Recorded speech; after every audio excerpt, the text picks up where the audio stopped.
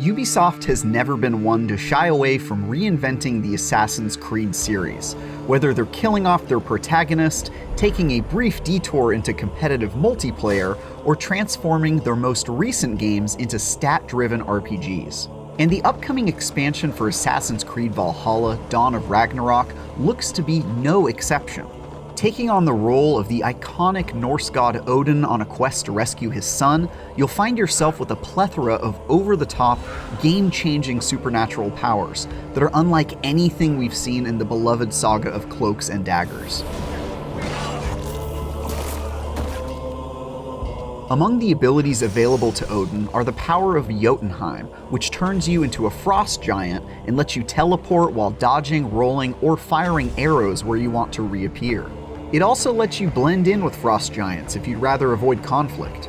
Similarly, the power of Muspelheim turns you into a fiery demon, making you immune to lava, fire, and explosions, while also letting you trick fellow lava lads into thinking you're one of their own. But that's just where your godly abilities begin. With the power of the Raven, you can turn into a bird at will, take to the skies, then return to your human form whenever suits you. Hysterically, this can be used to fly over an enemy as a bird, then hit the oh-so-sweet assassinate button to instantly plummet to the ground, become human again, and kill whatever you were targeting. There's also the power of Rebirth, which automatically raises any enemy you kill from the dead and makes them fight by your side for as long as the ability is active. While in use, you can amass a sizable army and completely overwhelm your enemy like a badass necromancer. Presumably because these powers seem overpowered as all get out, you won't be able to teleport or raise undead armies willy-nilly. Instead, you'll have to find enemies in the world who carry these powers, kill them, then choose an ability to steal, which only lasts for a limited duration. Stealing the Rebirth power before entering an enemy fortress will allow you to recruit an undead army as you slay your way through the area, but stealing the power of Muspelheim's social stealth ability instead would allow you to impersonate your enemy and casually walk through the fortress without any conflict at all.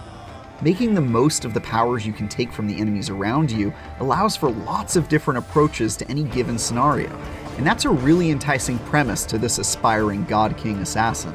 Adding to the impressive repertoire of godly powers are some really awesome combat abilities that let you shoot lightning, enter a berserker rage, and use the new Atger, a kind of polearm that can pull off some truly devastating stunts in combat. It all adds up to an exaggerated, super-powered sandbox unlike anything we've seen before in Assassin's Creed, and I can't wait to cause absolute mayhem as Odin next month. One thing's for sure, we've come a long way since the days of fighting with daggers and swords as good old Altair, and Dawn of Ragnarok looks poised to breathe new life into a series I've been enjoying for nearly 15 years. For more, check out our hands-on preview of Tiny Tina's Wonderland, and for everything else, keep sneaking around IGN.